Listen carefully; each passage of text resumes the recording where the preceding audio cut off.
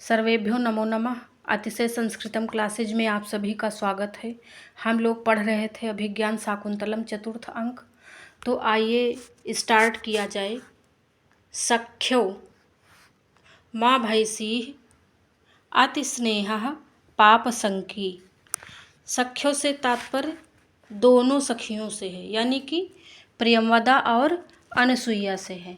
प्रियंवदा और अनुसुईया कह रही हैं कि डरो मत, अत्यधिक प्रेम पाप की आशंका कराता है। पाप संकी मने पाप की आशंका कराता है।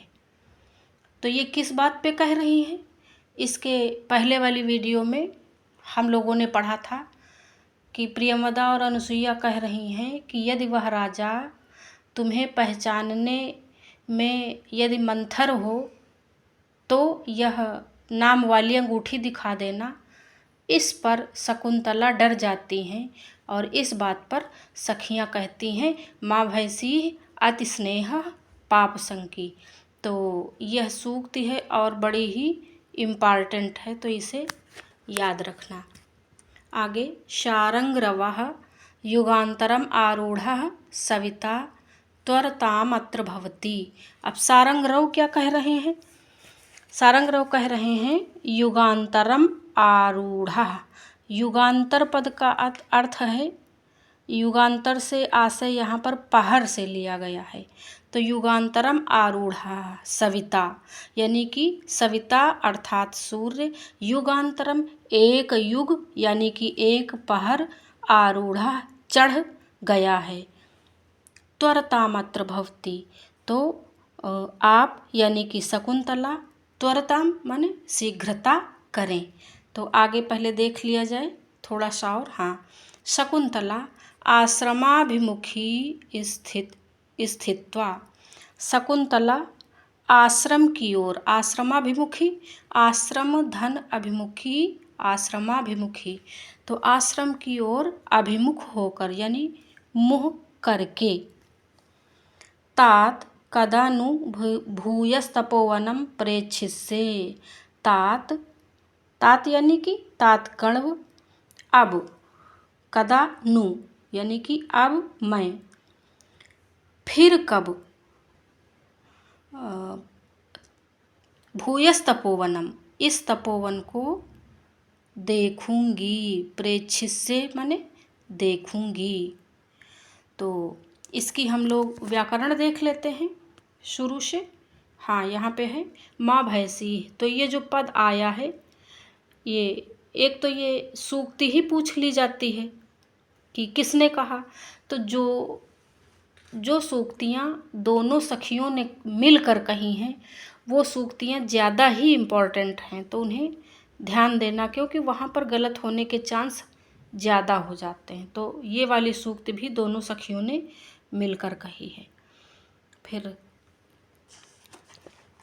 आगे देख लेते हैं। सविता पद आया है ना, तो सविता, सविता किसको कहते हैं? सविता सूर्य को कहते हैं। सूर्य जो लोगों को कर्म में प्रवृत्त करता है, इसीलिए उसका नाम सविता है। सुवति कर्मणि प्रेरयति इति सविता। सुधन त्रिच प्रत्यय, सविता में ये सुधन त्रिच प्रत्यय। फिर है आरूढ़ा। आरूढ़ पद की व्याकरण देख लेते हैं। आरूढ़ का अर्थ है चढ़ना। तो आरूढ़ में कौन सी धातु है? धातुएं भी बहुत पूछी जाती हैं कि इस पद में कौन सी धातु है। तो आरूढ़ में रुह धातु है। आ धन रुह धन कत प्रत्यय। तो आरूढ़ समझ में आ गया।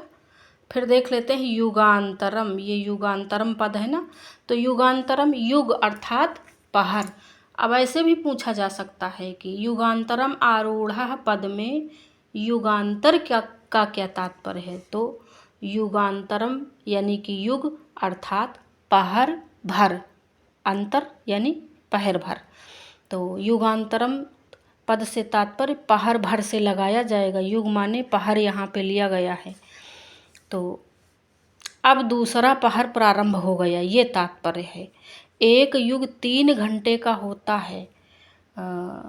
अभिज्ञान शाकुंतलम में जो ये युग प्रयोग किया गया है। तो युग से अर्थ पहर से है और एक युग 3 घंटे का होता है, यानी एक पहर 3 घंटे का होता है। ठीक, और 24 घंटे में 8 पहर होते हैं, जिनमें 4 दिन के 4 रात के, ऐसे समझेंगे। तो पूछा जा सकता है, इसलिए हमने व्याकरण में इसे लगा दिया है। आगे देखते हैं, और कोई विशेष व्याकरण नहीं है, तो आगे देखा जाए क्या है। पेज नंबर 2 पे चलते हैं।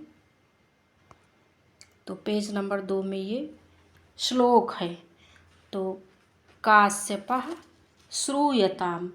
अब जो शकुंतला हैं वो बहुत ज़्यादा विदाई के समय व्यथित हैं, तो काश्यप उन्हें साहस दिला रहे हैं और परेशान ना हो, ऐसा वो कह रहे हैं। काश्यप श्रूयताम माने सुनो, काश्यप कह रहे हैं सुनो। तो मुझे लगता है कुछ छूट गया है क्या? छूटा नहीं है कुछ भी। हाँ, तो ये श्लोक तात काश्यप ने बोला है, तो हम लोग देखते हैं इसको। ये श्लोक वसंत तिलका छंद में है, तो आइए देखते हैं। भूत्वा चिराय चतुरंत महिषपत्नी दौश्यन्तीम् अप्रतिरथं तनयं निवेश्य भर्ता तदर्पितकुटुम्बभरेण सार्धं शान्ते करिष्यसि पदं पुनराश्रमेऽस्मिन् भूत्वा चिराय चतुरन्तमहिषपत्नी दौश्यन्तीम् अप्रतिरथं तनयं निवेश्य भर्ता तदर्पितकुटुम्बभरेण सार्धं शान्ते करिष्यसि पदं पुनराश्रमेऽस्मिन् उक्ता वसन्ततिलका तभजा जगौगः। ऐसे है। तो आइए देखते हैं इसका अर्थ। भूत्वा चिराय चतुरंत महिषपत्नी। सपत्नी का अर्थ जानते हैं। सपत्नी यानी कि सपत्नी सौत को कहा गया है।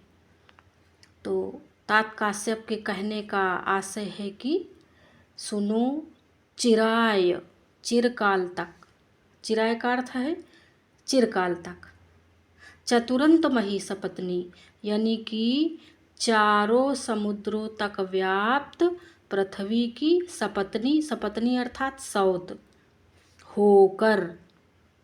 अब शकुंतला ने कहा कि तात अब पुनः कब मैं इस आश्रम को देखूंगी, तो वही तात काश्यप बता रहे हैं कि सुनो, चिरकाल तक चारों समुद्रों तक व्याप्त पृथ्वी की सपत्नी होकर दौश्यन्तीम् अप्रतिरथं तनयं निवेश्य। और क्या कहा?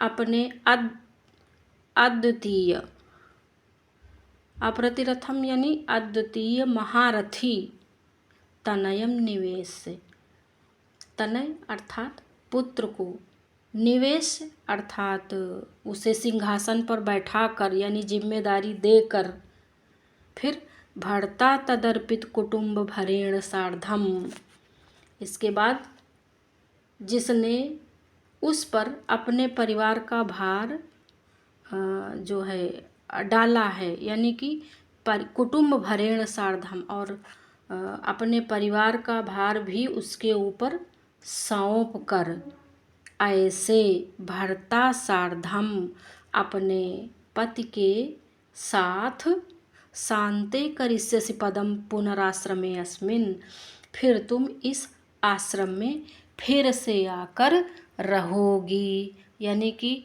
बहुत वीर बलशाली पुत्र को जन्म देना, काश्यप के कहने का तात्पर्य है।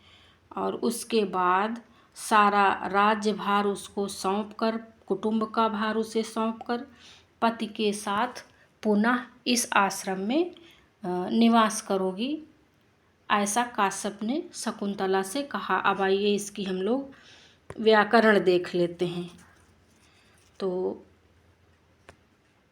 व्याकरण में चिराय पद आया है ना, यहाँ पे चिराय पद का क्या अर्थ है? चिराय क्या है? चिराय एक अव्यय है।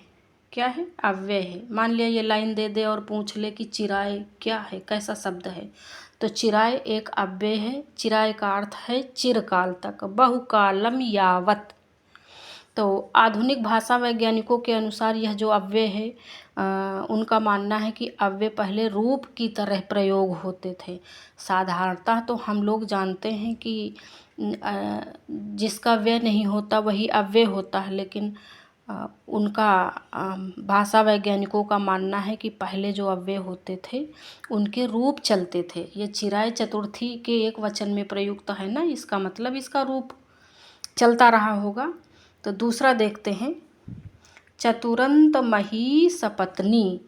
तो चतुरंत मही सपत्नी का अर्थ है चारों समुद्रों तक व्याप्त पृथ्वी की, और पृथ्वी की सपत्नी होकर। फिर है इसमें समास देख लेते हैं। तो समास है चतुरंत मही सपत्नी में कौन सा समास है? इसमें बहुब्रीहि गर्भ तत्पुरुष है, तो ये विशेष है, थोड़ा इसे याद रखेंगे। चत्वारः अन्ताः यस्याः तादृश्याः मह्याः सपत्नी, बहुब्रीहि गर्भ तत्पुरुष। अब यदि ये पूरा पद पूछे तो बहुब्रीहि गर्भ तत्पुरुष समास होगा, लेकिन सपत्नी पद में अगर पूछे तो समानः पतिः यस्याः ताः बहुब्रीहि। सपत्नी में केवल बहुब्रीहि समास है, और चतुरंत मही सपत्नी में बहुब्रीहि गर्भ तत्पुरुष है। तो ये ध्यान दिए रहना। फिर आगे है दूसरी लाइन में दौस्यंतिम। तो दौस्यंतिम में क्या देखते हैं? दौस्यंतिम की व्याकरण देख लेते हैं। दौस्यंतिम यानी कि दुष्यंत के पुत्र को, यहाँ दौस्यंतिम इसलिए कहा है क्योंकि पुत्र अभी हुआ तो है नहीं, तो उसका नामकरण भी नहीं, इसलिए दुष्यंत का पुत्र अर्थात दौस्यंतिम कहा गया। दुष्यंतस्य पुत्रः दौस्यंतिम।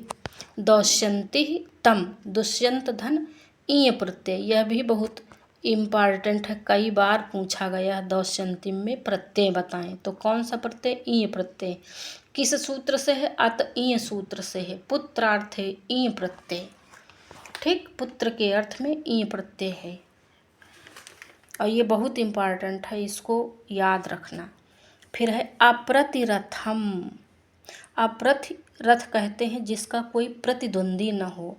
प्रतिरथ का अर्थ है प्रतिद्वंदी, और अप्रतिरथ का अर्थ है जिसका कोई प्रतिद्वंदी न हो, यानी कि कोई शत्रु न हो। तो अप्रतिरथम न विद्यते प्रतिरथः प्रतिद्वंदी यस्य सः अप्रतिरथम। तो इसमें समास कौन सा है? बहुब्रीहि समास, जिसका प्रतिद्वंदी कोई योद्धा ना हो। फिर देख लेते हैं निवेश पद की व्याकरण। निवेश, नि विश, नि धन विश धन ऋच धन ल्यप प्रत्यय, ल्यप में या शेष। तो निवेश का अर्थ है बिठाकर या राज्यभार सौंप कर, ऐसा अर्थ लेंगे। यहाँ पर निवेश से तात्पर्य यह है। फिर इसमें देख लेते हैं तदर्पित कुटुंब भरेण। तो तदर्पित कुटुंब भरेण का अर्थ क्या होगा? जिसके ऊपर, उस पुत्र के ऊपर कुटुंब का भार सौंप दिया गया है, ऐसा। तो कुटुंब का भार सौंप कर जाना है ना। तो आइए आगे देखते हैं। अर्पितः कुटुम्बस्य भारः यस्मिन् तत्। तो ऐसा होगा ना, इसको साफ कर दें पहले। अर्पितः कुटुम्बस्य भारः येन तेन, बहुब्रीहि समास। कौन सा समास है? बहुब्रीहि समास। तदर्पित कुटुंब भरेण में कौन सा समास? बहुब्रीहि समास। फिर इस श्लोक में कुछ विशेष है। यहाँ पर इस श्लोक में शकुंतला पर मही सपत्नीत्व का आरोप किया गया है। फिर मही अर्थात पृथ्वी, और फिर मही पर पुत्र को बिठाना, यानी कि पुत्र चक्रवर्ती होगा, तभी तो वो संपूर्ण पृथ्वी पर राज करेगा। फिर पुत्र पर कुटुंब का भार रखने से माला दीपक है। माला दीपक अलंकार है। अब माला दीपक अलंकार के विषय में जानना यहाँ पे बहुत ज़रूरी नहीं, बस इतना जान ले कि माला दीपक है, तो ये अलंकार का विषय नहीं है। लेकिन इस श्लोक में कौन सा अलंकार है ये जानना उचित है। यहाँ पर माला दीपक है, छंद कौन सा है, वसंत तिल का छंद है। तो मुझे लगता है इसकी व्याकरण आ गई होगी आप लोगों को। तो आगे चला जाए पेज नंबर 3 में। यहाँ पे पेज नंबर 3 में गौतमी, अब ये गौतमी बोल रही हैं, जाते परिहीयते गमन वेला। गौतमी क्या कह रही? गौतमी कह रही हैं कि पुत्री, जाते अर्थात पुत्री, परिहीयते गमन वेला, हमारे प्रस्थान का समय, परिहीयते अर्थात बीता जा रहा है। निवर्तय पितरम, तो अपने पितरम अर्थात पिता को लौटाओ। निवर्तय का अर्थ है लौटाओ। अथवा चिरेणापि पुनः पुनरेसेवं मंत्रयिष्यते निवर्तताम भवान। तो अब इसके आगे क्या कह रही हैं? अथवा यह शकुंतला तो चिरेव यानी चिरेणापि माने चिरकाल तक बार बार उसी बात को कहती रहेगी। पुनरेसेवम मंत्रयिष्यते, यहाँ पे कुछ छूट रहा है मुझे, पुनरेशैवम है यहाँ पे, पुनरेशैवम मंत्रयिष्यते यानी कि बार बार वही बात कहती रहेगी, इसलिए निवर्तताम भवान, आप लौट जाएं। तो यहाँ पर ये जो भवान पद का प्रयोग हुआ है ये किसके लिए हुआ है? तात काश्यप के लिए हुआ। किसने किया है? गौतमी ने किया है। ठीक, तो इसमें जो कुछ बहुत व्याकरण है उसे देख लेते हैं। जैसे एक शब्द आया है परिहीयते, बीत रही है, समाप्त हो रही है। परि, हा धन लट लकार। अब परिहीयते में लट लकार है और हा धातु है, ये ध्यान रखेंगे। फिर है गमन वेला, गमनस्य वेला। गमन वेला में कौन सा समास है? तत्पुरुष समास है। कौन सा समास? तत्पुरुष समास है। तो इन शब्दों को याद रखेंगे। तो इसके बाद तो और कुछ खास है नहीं। और गमन में ल्युट प्रत्यय है, गम धन ल्युट प्रत्यय। गमन वेला में जो गमन है, गमन पद, उसमें ल्युट प्रत्यय है। तो आप आज यहीं तक है मुझे लगता। अच्छा, एक पॉइंट और है ये यहाँ पे, ये काश्यपः वत्से उपरुध्यते तपो अनुष्ठानम, ये बड़ी ही इम्पॉर्टेंट सूक्ति है, कण्व के द्वारा कही गई है, तो इसे भी याद रखेंगे। अच्छा, चतुर्थ अंक में सब कुछ तो इम्पॉर्टेंट है, इसलिए ध्यान से पढ़ने की आवश्यकता है।